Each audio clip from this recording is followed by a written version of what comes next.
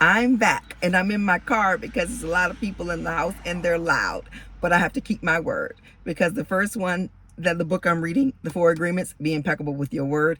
And I said that every day I was going to read a book, read some of a book. And so today I have to do it. The second agreement is what? Don't take anything personally. And now we're on to the third agreement. Don't make assumptions. But before I start, I would love it if you would not only share this video if you get through it and you like it too. And then if you would subscribe to my channel and hit the bell notification so you can always hear from me. I would really love that. Let's get started. I'm Tracy Lene. This is the third agreement. Don't make assumptions. The third agreement is don't make assumptions. We have the tendency to make assumptions about everything. The problem with making assumptions is that we believe they are true. We could swear they are real. We make assumptions about what others are doing or thinking. We take it personally. Then we blame them and react by sending emotional poison with our word. That is why whenever we make assumptions, we are asking for problems. We make an assumption, we misunderstand, and we take it personally. And we end up creating a whole big drama for nothing. All the sadness and drama you have lived in your life was rooted in making assumptions and taking things personally. Take a moment to consider the truth of this statement. The whole war of control between humans is about making assumptions and then taking things personally. Our whole dream of hell is based upon that. We create a lot of emotional poison just by making assumptions and taking it personally, because usually we start gossiping about our assumptions. Remember, gossiping is the way we communicate to each other in the dream of hell and transfer poison to one another. Because we are afraid to ask for clarification, we make assumptions and believe we are right about assumptions. Then we defend our assumptions and try to make someone else wrong. It is always better to ask questions than to make an assumption, because assumption sets us up for suffering. Sometimes you're not asking the question, you're telling them by pretending like it's a question. And that's also making an assumption. You know, it happens a lot in relationships where you go, were you over such and such house last night? And the way you're saying it, you're basically accusing, instead of saying, where were you last night? I'm just curious. That's a big difference. But we don't usually do that. We assume, say it like it's a question, and then get mad when the person gets mad. The big mitote in the human mind creates a lot of chaos, which causes us to misinterpret everything and misunderstand everything. We only see what we want to see and hear what we want to hear. We don't perceive things the way they are. We have the habit of dreaming with no basis in reality. We literally dream up things in our imaginations because we don't understand something. We make assumptions about the meaning, and when the truth comes out, the bubble of our dream pops and we find it was not what we thought it was at all. We do that a lot with people. We decide what a person is, especially celebrities. I watch people say things about celebrities like, how you know that she treated her husband bad? You ain't never seen that woman with her husband. Or Russell Wilson is a simp. He's a punk. You can tell. How can you tell? Tell about what? That he loves his wife because he takes her places and does things with her and doesn't tell her how she should dress? That's how you know? It's an assumption. Stop assuming. An example, you're walking in the mall and you see a person you like. That person turns to you and smiles and then walks away. You can make a lot of assumptions just because of this one experience. With these assumptions, you can create a whole fantasy, and you really want to believe this fantasy and make it real. A whole dream begins to form just from your assumptions, and you can believe, oh, this person really likes me. In your mind, a whole relationship begins from that. Maybe you even get married in this fantasy land, but the fantasy is in your mind, in your personal dream. I remember being younger and liking someone, and they smile at me too long, and I think, oh, they want to marry me too. They don't even know me. Okay, maybe not marry me, but maybe know me. Maybe you just like to smile at people because there are people who like to smile. Making assumptions in our relationships is really asking for problems. Often we make the assumption that our partner knows what we think and that we don't have to say what we want. I was in a relationship like that before, where you thought I could read your mind. I can't read your mind. I'm not psychic. And so if I don't do what you think I should do by reading your mind and you get upset, that's not good. Don't let people do that to you. And we want to assume they're going to do what we want because they know us so well. If they don't do what we assume they should do, we feel so hurt and say, you should have known. No, it's not fair. Another example, you decide to get married and you make the assumption that your partner sees marriage the same way that you do. Then you live together and you find this is not true. This creates a lot of conflict, but you still don't try to clarify your feelings about marriage. The husband comes home from work and the wife is mad and the husband doesn't know why. Maybe it's because the wife made an assumption. Without telling him what she wants, she makes an assumption that he knows her so well that he knows what she wants, as if he can read her mind. She gets so upset because he fails to meet her expectations. Making assumptions in a relationship leads to a lot of fights, a lot of difficulties, a lot of misunderstandings with the people we supposedly love. Just speak plain words to people. Don't expect them to read your mind, but also give them the room to be them as well. Don't assume because you want to go to a movie or you want to go out that your partner necessarily wants to go. And if they don't want to go, don't assume they don't want to go because they don't want to be with you or they don't want somebody to see them in public. Maybe it's just not their cup of tea. We have to learn with relationships. The best thing we can do with relationships is to have like check-ins. Hey, let's just check in. Where are you? Where are we doing? You got to choose each other every day. Every single day you got to get up and say, I choose this person. Every single day. It's not too much work. It's you do more work at your job than on your relationship a lot of times. So you got to choose. Don't assume, oh, well, we got married, so you know. No, don't just assume. Say, I choose you today. I choose you every day and every moment. Because when you do that, when you choose that person every day, when stuff comes about that's going to wreck that relationship, you'll go back to that thought, well, I chose this. And then you can have a healthier way of looking at things, but just don't make those assumptions like that. In any kind of relationship, we can make the assumptions that others know what we think and don't have to say what we want. They're going to do what we want because they know us so well. If they don't do what we want, what we assume they should do, we feel hurt and think, how could you do that? You should know. Again, we make assumptions that the other person knows what we want. A whole drama is created because we make this assumption and then put more assumptions on top of it. It is very interesting how the human mind works. We have the need to justify everything, to explain and understand everything in order to feel safe. That's how we can't just say there's a higher power. We got to justify by saying, got to be a higher power because when I walked down the street, I thought this and then this happened. Or there's birds. And instead of just saying there is, it just is. You just can just be there. You can literally just be there. We have millions of questions that need answers because there are so many things that the reasoning mind cannot explain.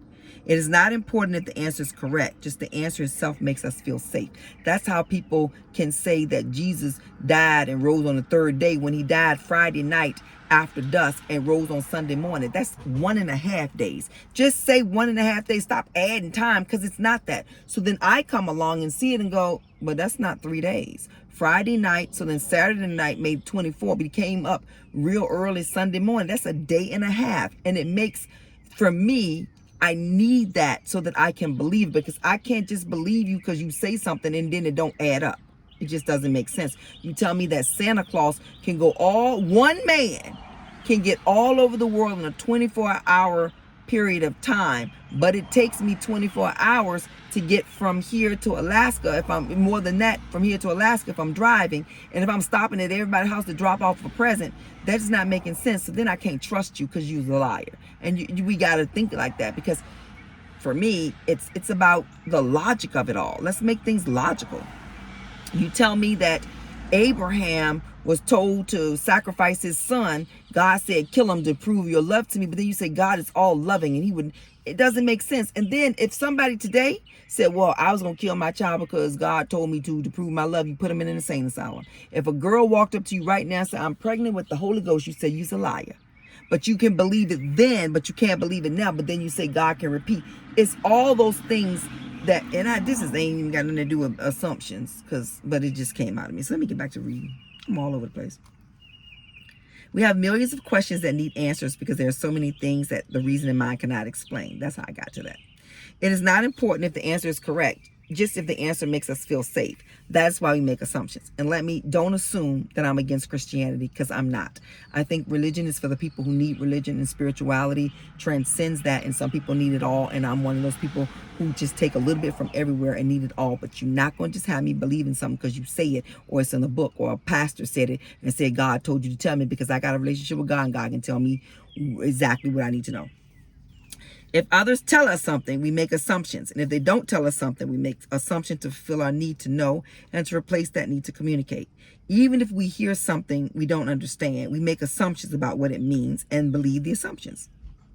We make all sorts of assumptions because we don't have the courage to ask questions. These assumptions are made so fast and unconsciously most of the time because we have agreements to communicate in this way. We have agreed that it is not safe to ask questions. We have agreed that if people love us, they should know what we want or how we feel. They say in church, you don't question God. Bull. You can question God.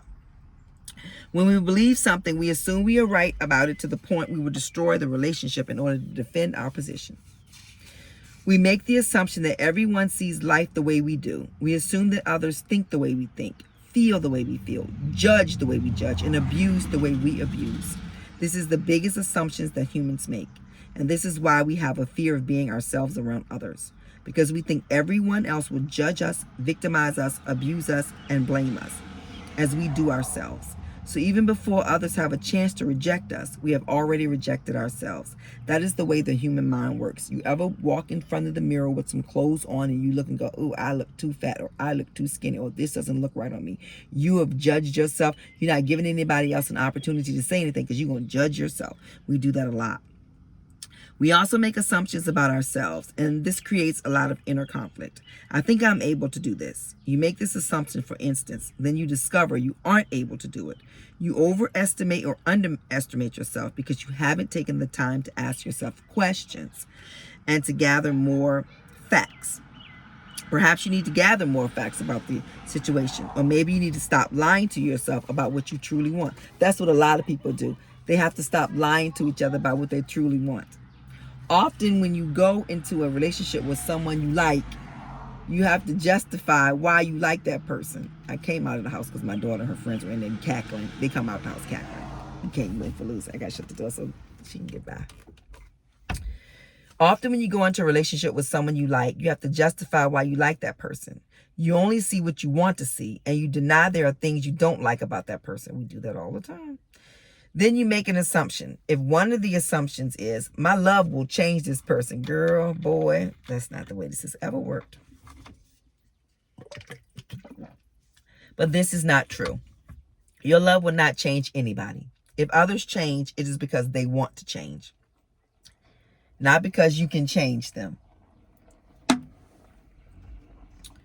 Then something happens between the two of you and you get hurt. Suddenly you see what you didn't want to see before. Only now it's amplified by your emotional poison. Now you have to justify your emotional pain and blame them for your choices. He tricked me. He didn't show me himself before. She tricked me. She didn't show me herself before. But that's not true. People literally can't hide who they are. You're just not paying attention. We don't need to justify love. It is there or it is not there. Real love is accepting other people the way they are without trying to change them. But you don't have to stay with somebody if they have bad behavior. You can love them and you can move on and keep the love in your heart from them, but you do not have to stay in their space.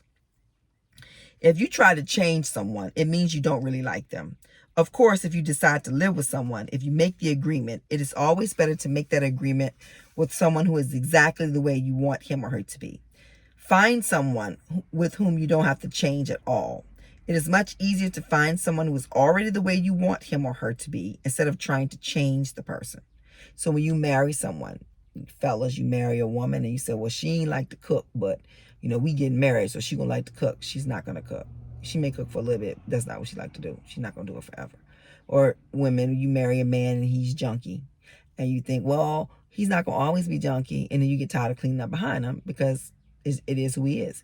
Those are things that you can work on. You can say, well, hey, how about we take a cooking class together so that we can cook together, and then you make it fun. Or you say, how about we clean up together and we play a little game of clean up, a little chase it and come and clean it up. So you can do things to make people get in the mood to want to be what you need them to be. That's helping them. That's not changing them. Also, the person must love you just the way you are, so he or she doesn't have to change you at all. If others feel they have to change you, that means they really don't love you just the way you are. So why be with someone if you're not the way he or she wants you to be? Ask yourself that question. Are you with somebody that wants to change you? Are you with somebody that doesn't like the way you wear your hair, doesn't like the way you dress? you can find someone else. You really may have to. We have to be what we are, so we don't have to present a false image. The day I showed up in my husband's life, I made sure I was unapologetically Tracy so he would know exactly what he was getting. He had a karaoke machine in his apartment, and I said, can I turn that on and use it? So he could see how loud and crazy I can be. I dated a guy before my husband, and I liked him. I didn't think I was necessarily going to marry him. I didn't know that's what he was interviewing wives, and that's great. He didn't tell me all of that. So I was going home for something with my family. And he said, I want to come. I was like, oh, great. Come meet my family. So we came down to Richmond. I was living in D.C. at that time. We came down to Richmond and he met my family, and we are just really loud and we like to have fun and we joke a lot. And he was used to not that type, the opposite type. So on the way back, he was kind of quiet and he said, your family always like that? He said, your family ghetto. I said, you calling my family ghetto? This talking to the boy who lived in the same room with his brother on top of the bunk bed like this is JJ and Good Times. I said it just like that, and I remember because I remember. And he said, well, we not loud. I'm like, yeah, y'all not loud. You can't be that loud. Your house ain't big enough for y'all to be loud. You walk in the front door and you're in the backyard. We stopped dating after that. And then I saw him later, and he was with his high school sweetheart. They had gotten back together because he had talked about her before, so they gotten back together. I thought that was great because then I saw him 10 years later, and they were married with like 100 children. I thought that was really great because by then I was married too. But I thought it was great that he found someone that was just like him. When I saw her, I was like, how did he even ever get interested in me? When you met me, I had made this lime green mini dress, and I had on the heels that were about this high. I look like a streetwalker compared to what she looked like. I was not a streetwalker, but I'm just giving you the image. I was definitely a girl that was about that. I want to be glammed up. And you like girls that look like this. And nothing wrong with looking like that, but we were complete opposites. And she was really quiet. I'm not that. Anyway, he thought he was going to change me because he said, but okay, so on the trip back, he mentioned something about me being beautiful and like wife material because he was an attorney, but I got to learn how to be quiet. No, I'm not going to say to you what I said to him because I used the N-word. Anyway, we have to be what we are so we don't have to present a false image. I wasn't presenting a false image, so I don't even understand what he thought he was going to do, but he didn't get to do that.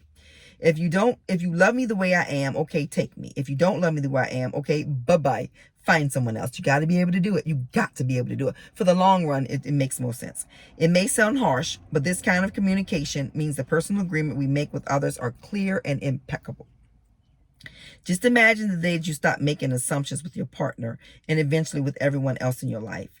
Your way of communicating will change completely, and your relationships will no longer suffer conflicts created by mistaken assumptions. The way to keep yourself from making assumptions is to ask questions. Make sure the communication is clear. I had written down 38 things that I wanted in a husband.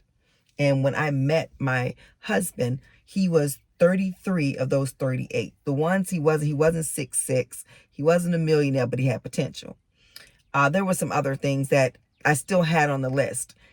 Now, I probably could have held out and got all of those things if I wanted to, but I didn't. I decided that, hey, this is a good ratio.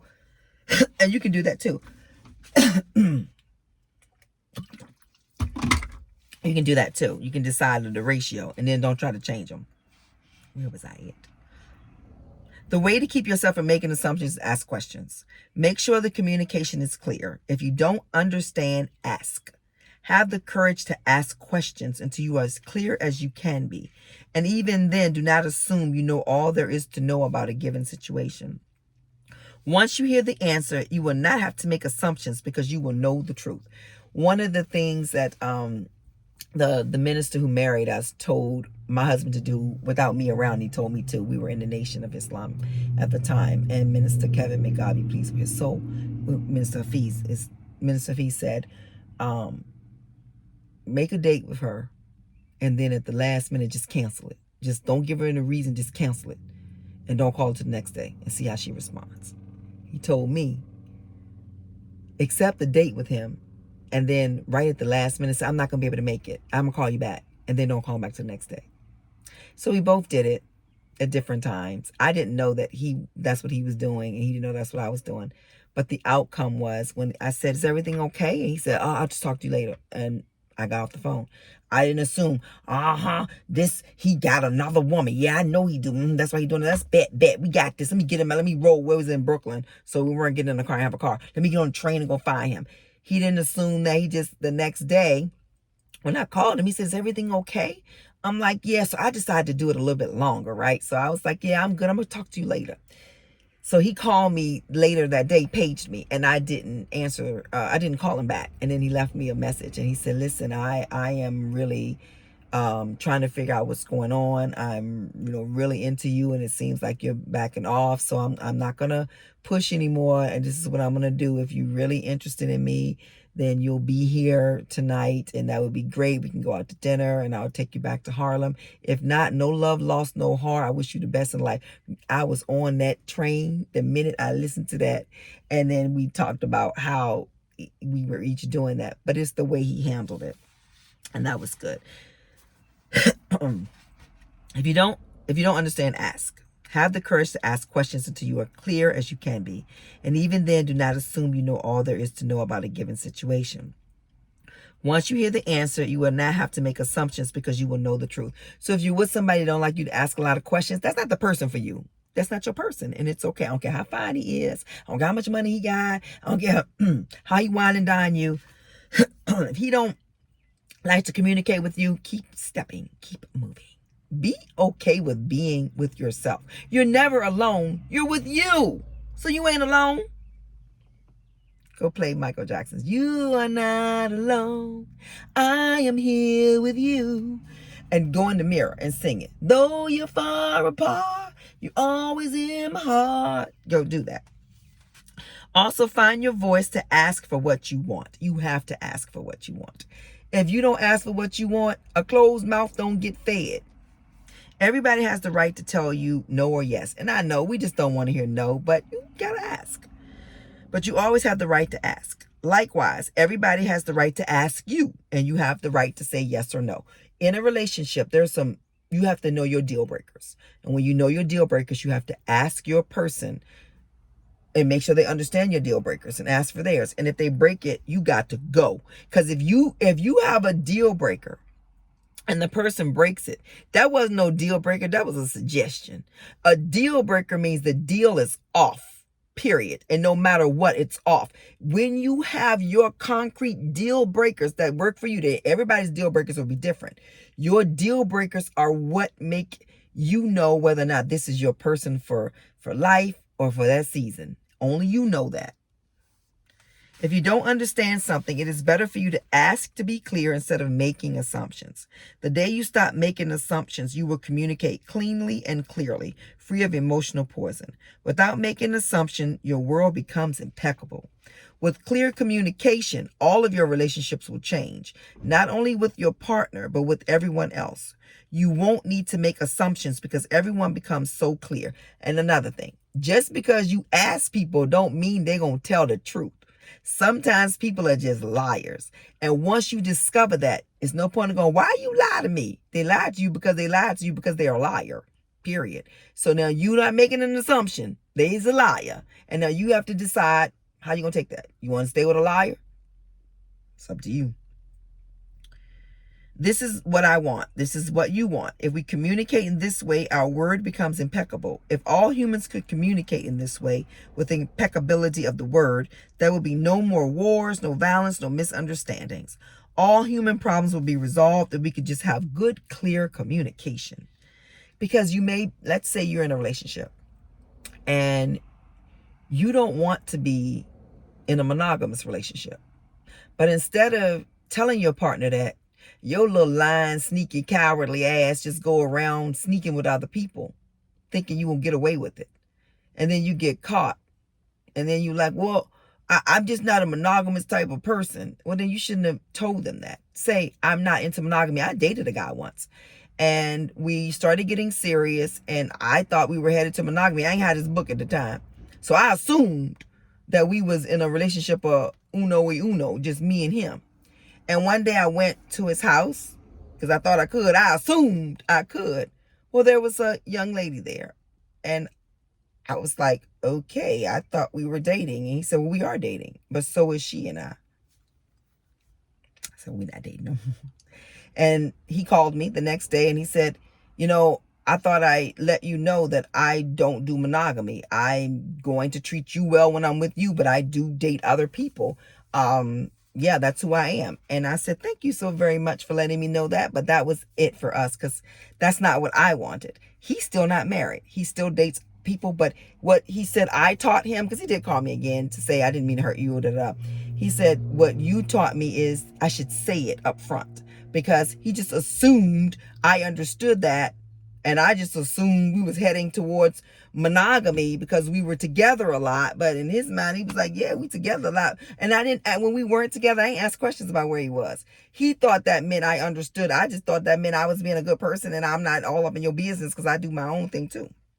But anyway, once we got very clear on that, I knew that I wasn't one for polyamorous or polygamy. That's not for me. But if it's for you, do you, boo-boo. But be honest. Don't be sneaky. What you do when you decide that you're going to go behind somebody's back and have another relationship with somebody, two things you're doing. One, you playing in their face. Two, you letting the other person play in their face. And that's wrong. Playing in people's face never goes the way you think it's going to go in the long run. If nothing else, you end up with that little other cheater that you are, and then y'all's both positions are open, and then they find somebody else, and you just think you doing something. Just don't lie to people. Say, even if you're married and you decide, I don't want to be monogamous, go to your mate and said very clearly, I don't want you to assume I'm being monogamous now because I don't want to be. They may say, girl, I don't want to be monogamous either. Let's take this thing on the road. You never know. Or they may say no, and then you say, well, we got to get a divorce. The problem is cowards want to have the person they have. They want to eat their cake and have it too. Because that's the real saying, y'all. The saying is not you want to have your cake and eat it too. The saying is you want to eat your cake and have it too. Because once you eat the cake, you no longer have it. But you want to eat the cake and have the cake. The two don't match. Okay? Whew. Then this is the third agreement. Don't make assumptions. Just saying this sounds easy, but I understand that it is difficult to do. It is difficult because we so often do exactly the opposite. We all have these habits and routines that we are not even aware of.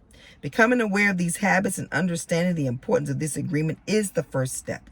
But understanding the importance is not enough. Understanding its importance is not enough. Information on ideas is merely the seed in your mind. What will really make the difference is action. Lights, camera, action.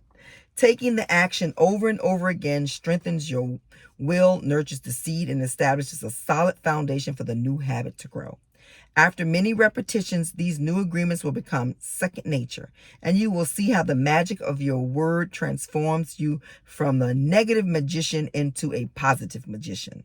A positive magician uses the word for creation, giving, sharing, and loving. By making this one agreement a habit, your whole life will be completely transformed. When I got this book, I assumed that he wouldn't use words that are offensive, like black magic. I'm making that assumption, but he did not know that that's what I would think. But instead of me throwing away the whole book, I decided to change it. I will not say black magic because nothing about black is bad. I will say negative magic. And I'm not going to say white magic because y'all ain't running around here making me think white folks is all good and pure as the driven snow. No. I'm going to say positive magic because in both people are good things and in both people are not so good things. When you transform your whole dream, magic just happens in your life. What you need comes to you easily because spirit moves freely through you. This is the mastery of intent, the mastery of spirit, the mastery of love, the mastery of gratitude, and the mastery of life. This is the goal of the Toltec. This is the path to personal freedom. Now we are headed to the fourth agreement tomorrow. And then there's more stuff in the book. But the fourth agreement is always do your best. Actually, the fourth agreement is, we'll do the fourth agreement and then there's some more reading to do. The fourth agreement, so we've gone through be impeccable with your word. We went to don't take anything personal. And then we know now we're not going to make any assumptions. We're just going to ask solid questions. And this is something we do too. we ask the question already thinking we know the answer. Don't do that. Excuse me. When people are talking to you, don't think you already know. I used to do this. I already know what you're going to say. No, I don't know. So I need to stop doing that. So there we are. Thank you so very much for your 29 minutes, almost 30 minutes of listening to me. I would really love it. Now, if you listened, if you like it, please hit the like button, and you want to share it, please share it and subscribe. And understand, you don't have to just sit and watch. This is the type of video, you washing dishes, you can have it on. You're driving a long distance, you can just put it on. You don't have to just sit and go, what Tracy's saying. You don't have to do that. So that's the beauty about me reading the book. It's like audiobook on speed, or audiobook, I was about to say on crack, but I don't like that. It's just me talking more. I love you guys. Have an amazing day. Like, share, subscribe. Mwah.